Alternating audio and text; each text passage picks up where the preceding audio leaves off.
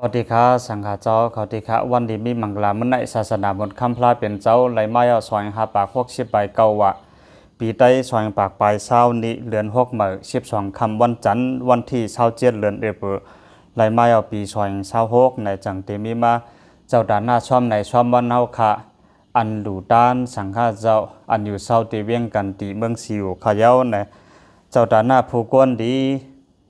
อันดูมาจำในมีชื่อว่ามีออกนางสวยหลีในเอาลองตั้งวันเกิด30 8 ปีที่อยู่วันกวางมูเวียงปังช้างในไหลกับซ่อมในซ่อมวันเฮามาที่เขาในอันเป็นมีออกนางสวยหลีเฮาในจะมือไปถึงวันกับซ่อมจะมือว่าในก็มีใจใครหลูใครต้านในบ่ไหลเปลี่ยนใจจวมเสื้อในมือไหลหลูไหลต้านก็ให้บ่ไหลเปลี่ยนใจจวมเสื้อกู้สู่และสร้างไว้เสหลูต้านยาวกว่าในก็ให้บ่ไหลเปลี่ยนใจจวมเสื้อในจวม3จวมเนาะมือไปหลูก็จวมแหมือตึกหลูตึกด้านมือไหลหันเงาตรงสาธุเจอได้ในก็สาธุแหวายมาในก็วนขึ้นมือไหลให้ไหลเปลี่ยนใจจวมเสื้อเสียมก้าในเรือสินั้นเวียเวกซาเฮาในอันเปลี่ยนมีออกนางจามคำเฮาในก็ไหลกับ10เสในหลูด้านมาเฮ็ดเวียเวกซามากูข้าวยามในเจมเจ้าตานะ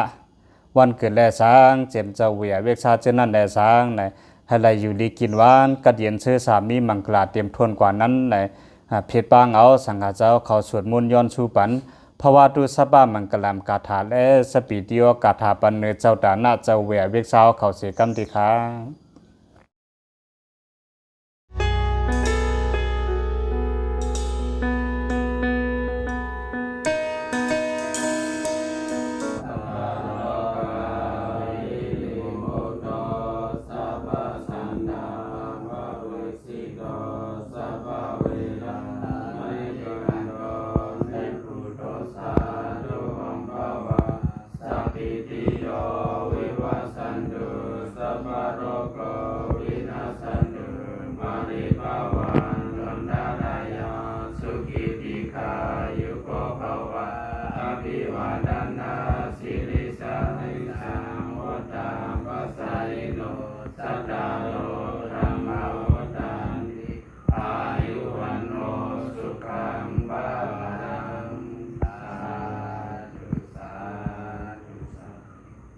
ภวันตุสัพพมังคลังรักขันตุสัพพเทวตาสัพพพุทธานุภาเวนะสัทธสุขีภวันตุเตสัพพมังคลังรักขันตุสัพพเทวตาสัพพธัมมานุภาเวนะสัทธสุขีภวันตุเตวันตุสัพพมังคลังรักขันตุสัพพเทวตาสัพพสังฆานุภาเวนะสัทธสุขีภวันตุเต